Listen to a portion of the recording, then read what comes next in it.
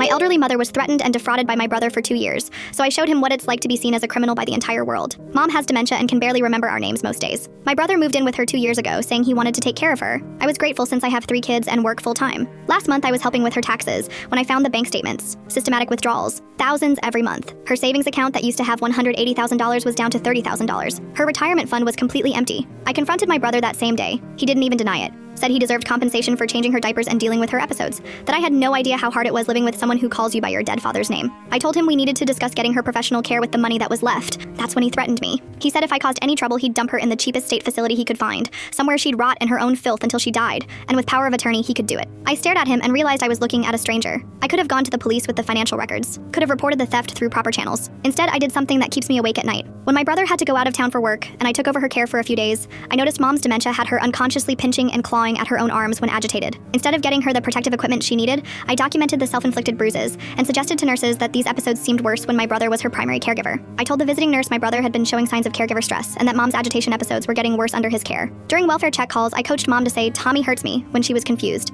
knowing she'd repeat whatever I told her. Within 2 weeks, Adult Protective Services opened an investigation. They found the documented bruises and self-harm marks on her arms, heard her coached responses about being hurt. Combined with my reports about her increased distress around my brother and the financial irregularities I anonymously reported, they arrested him. My brother is now facing elder abuse charges. He maintains his innocence and keeps asking me to tell them the truth. But who believes a guy who was stealing from his own mother and couldn't even prevent her from harming herself? Mom is in state care now. She keeps asking for Tommy and doesn't understand why he doesn't visit anymore. The staff thinks she's just confused and have given her protective sleeves to prevent the self-harm behavior. I control her remaining assets now. Everyone in the family calls me the hero who saved her from an abusive caregiver. But every night I stare at my hands. The same hands that should have protected her from herself, but instead used her suffering for my revenge. Yes, he was stealing from her. Yes, he threatened to abandon her. But he never laid a violent hand on her in his life. I exploited her medical condition instead. The worst part? Her money is safe now. She's getting proper care and can't hurt herself anymore. Justice was served, right? But I keep seeing her confused face, her scratched arms. I keep hearing my brother asking me to tell the truth. I feel like garbage. I no longer have a brother, and that hurts me. I keep asking myself if there were other options. Am I wrong?